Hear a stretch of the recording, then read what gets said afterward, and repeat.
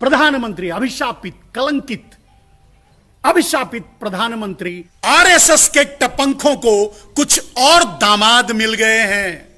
Bharatiya Janata party के जनकों को कुछ और जीजा मिल गए हैं। नरेंद्र दामोदर दास मोदी ने मौत का सिलसिला शुरू किया है। 59 कार सेवकों को, 59 हिंदुओं को जलवाने से लेकर के आज तक मौत का सिलसिला जारी है। अपने घर में किसी के मरने का इंतजार करेंगे या आवाज उठाएंगे, इस पापी को इस कुर्सी से उठाकर फेंकेंगे। यह देश नरेंद्र मोदी के बाप का नहीं है। इसलिए कह रहा हूं कि देश आपका है, बचा लो। यह आदमी देश को गुलाम बनाने की ओर ले जा रहा है। यह आदमी भारत को अमेरिका और चीन का गुलाम बना रहा है, और क्योंकि सारे गुजराती चोर हैं। दोस्तों, अगर आप यह वीडियो हमारे फेसबुक पेज पर देख रहे हैं तो हमारे फेसबुक पेज को यहाँ क्लिक करके फॉलो करें और साथ में इस बेल आइकन पर भी क्लिक करें। अगर दोस्तों आप हमारी यह वीडियो यूट्यूब चैनल पर देख रहे हैं तो कृपया करके इस लाल बटन पर क्लिक करके सब्सक्राइब करें और साथ में इस बेल आइकन पर भी क्लिक करें, ताकि जो भी हम वीडियो डालें वो सबसे पहले आप तक पहुँच सके। आज 26 लाख के ऊपर कोरोना पीड़ित भारत में हो चुके हैं। 6 लाख एक्टिव पेशेंट, इससे ऊपर एक्टिव पेशेंट हैं, और 50,000 से ऊपर, लगभग 51,000 से ऊपर लोग मर चुके हैं। तब आपका प्रधानमंत्री अभिशापित, कलंकित, अभिशापित प्रधानमंत्री एक शब्द भी बोलने के लिए तैयार नहीं है।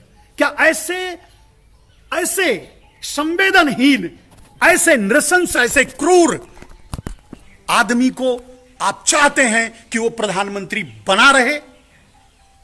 आपको ऐसे ही मारता रहे, आपको ऐसे ही मरवाता रहे? मेरे दोस्तों, मैंने कई बार इस बात को उठाया है कि 6 साल से प्रधानमंत्री है और 6 साल में आज तक भारत एक भी त्योहार खुशी खुशी नहीं मना पाया, हंसी खुशी नहीं मना पाया, खुशी खुशी लोगों को शुभकामनाएं नहीं दे पाया है। और क्योंकि कोई शुभ नहीं हुआ है जब से यह प्रधानमंत्री बना है। और अभी भी 15 अगस्त आप कैसे मनाए आप जानते हैं। बंदा बिंदास है झूठ बोलने के लिए, नौलखा सूट पहना और लाल किले पर डट गया। जुमले छोड़े, आप सोशल डिस्टेंसिंग का पालन करते हुए मास्क लगा करके उस अनमास्क आदमी और के जुमलों को सुन करके, तालियां बजा करके आप अपने अपने घरों को चले गए। मैं कैसे समझ लूं कि अब कोई भारतीय जनता पार्टी में कोई मर्द बाकी है? कोई है मर्द? दोस्तों, जिन्हें ये हम हमेशा विरोध करते रहे, सीए, एनआरसी और एनपीआर का, लेकिन जिन्हें यही भारतीय जनता पार्टी के दल्ले, जिन्हें दुश्मन मानते रहे, जिन्हें देशद्रोही करते रहे, जिन्हें पाकिस्तानी कहते रहे, शाहीन बाग के हीरो लोगों को, और आज वो भारतीय जनता पार्टी में शामिल हो गए हैं। यानी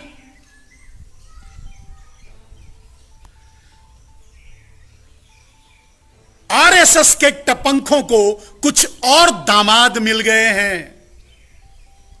भारतीय जनता पार्टी के जनकों को कुछ और जीजा मिल गए हैं। हुआ कि नहीं? और जैसे ही तथाकथित देशद्रोही, जिसे यही भारतीय जनता पार्टी देशद्रोही, पाकिस्तानी, देश का गद्दार वगैरह वगैरह बताती रही, वो जब भारतीय जनता पार्टी में शामिल हुए तो वो इनके जीजा बन गए, इनके दामाद बन गए। क्या कहेंगे आप इनके कैरेक्टर को?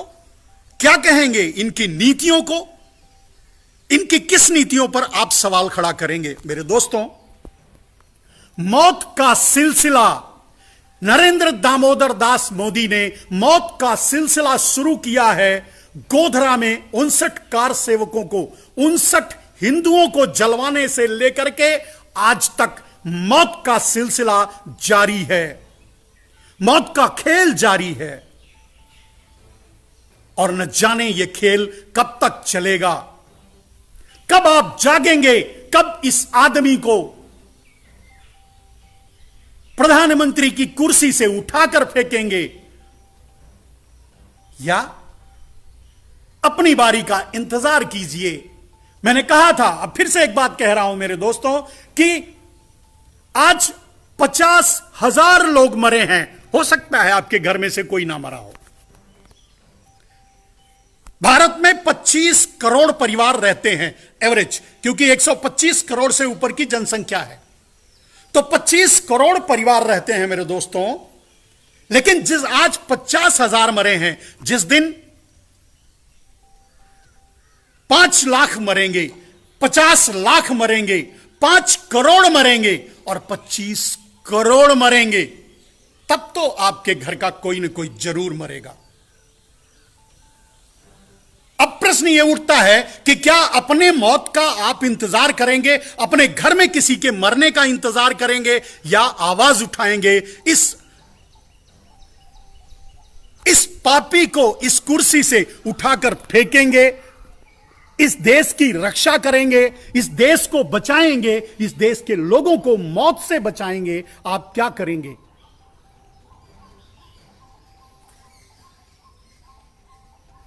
दोस्तों, अभी कुछ नहीं बिगड़ा है। अब आपकी बारी भूख से मरने की आ रही है, अब आपकी बारी बेरोजगारी में आत्महत्या करने की आ रही है। किसान तो आत्महत्या कर ही रहे हैं, अब आपको भी आत्महत्या करनी पड़ेगी बेरोजगारी के कारण, अब आपको आत्महत्या करनी पड़ेगी भूखमरी के कारण, अब आपको आत्महत्या करनी पड़ेगी गरीबी के कारण। बेरोजगारी, गरीबी, भूखमरी, देश का पतन, देश की जीडीपी, देश का उत्पादन, देश का विकास 1947 से भी पीछे चला गया है। आपने 74वां स्वतंत्रता दिवस मनाया मेरे दोस्तों, लेकिन भारत 75 साल पीछे जा चुका है। उसका श्रेय आप किसको देंगे? उसकी जिम्मेदारी आप किसको देंगे? उसके लिए जिम्मेदार किसको ठहराएंगे? नरेंद्र मोदी तो आज भी उसकी भी जिम्मेदारी कांग्रेस को ही देंगे। आप क्या करेंगे? नरेंद्र मोदी तो उसके लिए भी कहेंगे कि नेहरू जिम्मेदार हैं। आप क्या करेंगे? दोस्तों, यह देश आपका है, यह देश नरेंद्र मोदी के बाप का नहीं है, यह देश आपका है। और मैं जो कह रहा हूं कि यह देश नरेंद्र मोदी के बाप का नहीं है, वो इसलिए कह रहा हूं कि जितनी गुलामियां भारत ने झेली हैं, वो नरेंद्र मोदी के बापों के कारण झेली हैं। इसलिए कह रहा हूं कि देश आपका है, बचा लो। आने वाली पीढ़ी आपको किस रूप में याद करेगी मैं नहीं जानता। यह आदमी देश को गुलाम बनाने की ओर ले जा रहा है। यह आदमी भारत को अमेरिका और चीन का गुलाम बना रहा है। और पिछले 6 साल कोरोना से पहले तक इसने इसी प्रोजेक्ट पे काम किया। भारत के हर उत्पादन को रोका, भारत को पूरी तरह से अमेरिका और चाइना पर निर्भर कर दिया, भारत के हर क्षेत्र में विदेशियों को घुसाया। और आज प्राइवेटाइजेशन का नारा देकर के नरेंद्र मोदी अगर यह चाहते हैं आपको यह बताना कि लोकल से वोकल करने वाली बात, इससे बड़ी मिथ्या क्या हो सकती है? प्राइवेटाइजेशन से लोकल से वोकल होगा मेरे दोस्तों?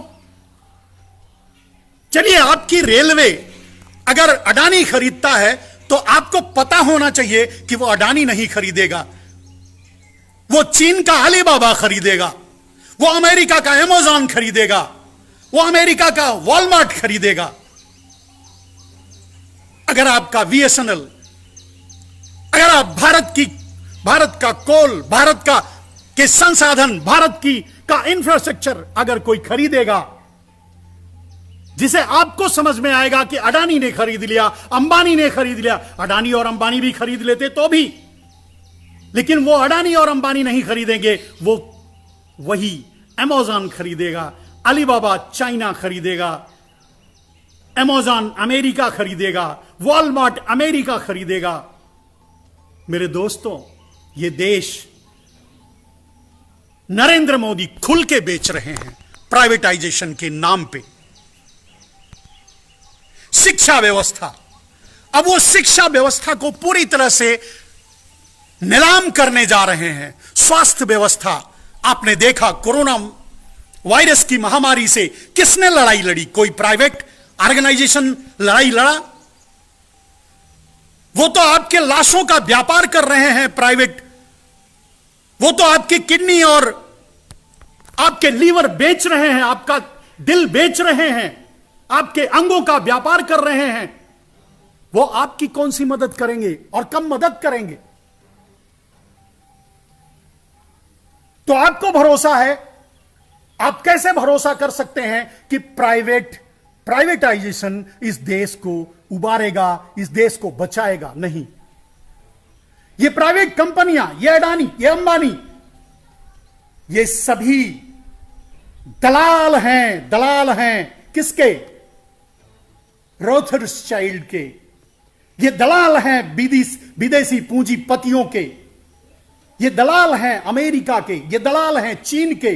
और आपका प्रधानमंत्री तो सबसे बड़ा दलाल है चीन का। आज अब चाहे जितनी ताकत लगा लो, चीन के सामान के अलावा, चीन के सामान का उपयोग करने के अलावा आपके पास कोई रास्ता नहीं बचा, क्योंकि आपका उत्पादन ठप हो चुका है।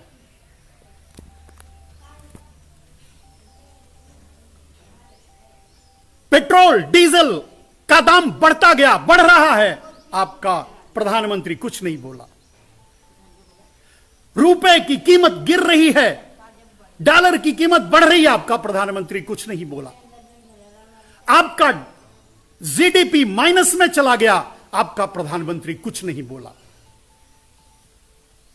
आगे आपका प्रधानमंत्री आपके देश को अमेरिका और चीन को सौंप देगा, और उसके बदले अमेरिका और चीन जानते हैं इस पापी को, इस नराधम को क्या देगा?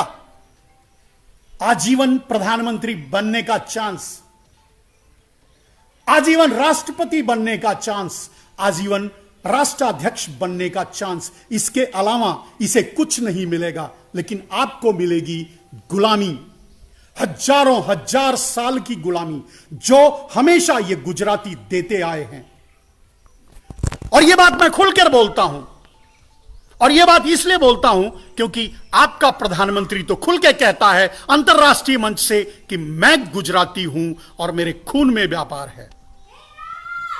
तो वो व्यापारी खून आपको बेच रहा है और आप बिक रहे हैं। आप एक कमोडिटी बन गए, एसेंशियल्स बन गए हैं, आप एक एफएमसीजी बन गए, आप एक सामान बन गए हैं, और आपको आपका प्रधानमंत्री बेच रहा है, इस देश की जमीन बेच रहा है। और आप देख रहे हैं चाइना भारत में घुस के बैठा है। आपका प्रधानमंत्री लाल किले से चीन का नाम लेने से कतरा गया, उसकी हिम्मत नहीं हुई कि चीन का नाम ले ले। पाकिस्तान का नाम तो डंके की चोट पे चुनाव के मैदान से मैं घुस के मारूंगा बोल रहा था, अभी छुप के मारूंगा भी नहीं बोल पा रहा है चीन के लिए। यह है आपका प्रधानमंत्री।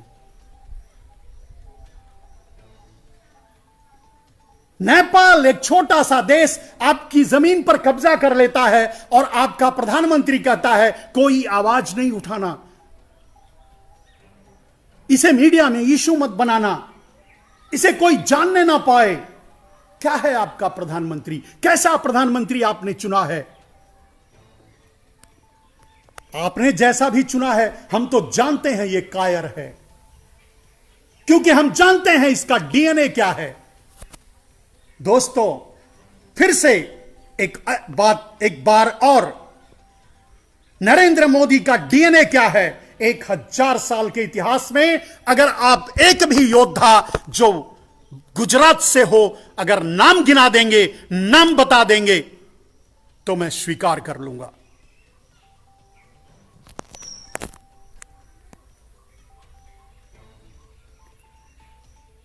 इन्होंने 1000 साल का इतिहास मैंने इनका खंगाल डाला। कोई भी एक भी योद्धा किसी बाहरी आक्रमणकारी से लड़ने के लिए कभी सामने नहीं आया था मेरे दोस्तों। 1947, बहुत पीछे मत जाइए, जितने भी भारत में आक्रमणकारी आए हैं सारे गुजरात से आए हैं और गुजरातियों ने उन्हें बुला करके भारत को गुलाम बनवाया है। इतिहास है, खंगालिए, आप इतिहास को पढ़िए। अगर पढ़े लिखे हैं तो पढ़िए, वरना तो फिर मोदी के डाबरों द्वारा चलाए जा रहे आईटी सेल का शिकार होते रहिए। बहुत पीछे मत जाइए मेरे दोस्तों। 1947 से पहले कोई एक नाम बता दो जिसने भारत को स्वतंत्रता दिलाने के लिए हथियार उठाया हो, अपनी शहादत दी हो।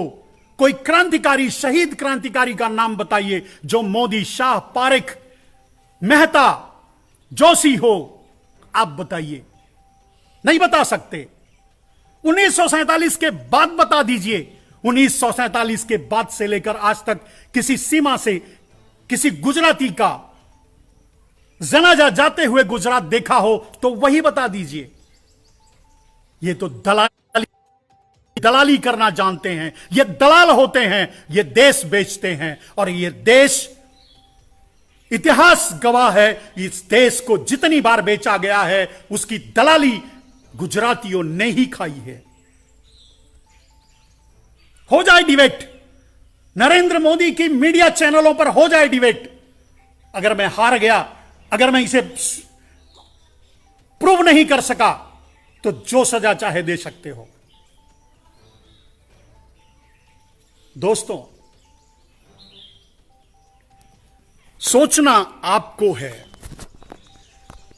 और यही रुका नहीं है मेरे दोस्तों, इन्होंने देश गुलाम करवाया, देश के लिए लड़ाई नहीं लड़ी और आज भी नहीं लड़ते। ये जितना सत्य है उतना ही सबसे बड़ा सत्य तो यह है कि आज तक जितने भी financial, institutional, well organised crime हुए हैं, बैंकिंग घोटाले हुए हैं, बैंकिंग फ्रॉड हुए हैं, सबके सब गुजरातियों ने किया है। दोस्तों, अगर आप यह वीडियो हमारे फेसबुक पेज पर देख रहे हैं तो हमारे फेसबुक पेज को यहाँ क्लिक करके फॉलो करें और साथ में इस बेल आइकन पर भी क्लिक करें। अगर दोस्तों आप हमारी यह वीडियो यूट्यूब चैनल पर देख रहे हैं तो कृपया करके इस लाल बटन पर क्लिक करके सब्सक्राइब करें और साथ में इस बेल आइकन पर भी क्लिक करें ताकि जो भी हम वीडियो डालें वो सबसे पहले आप तक पहुँच सके।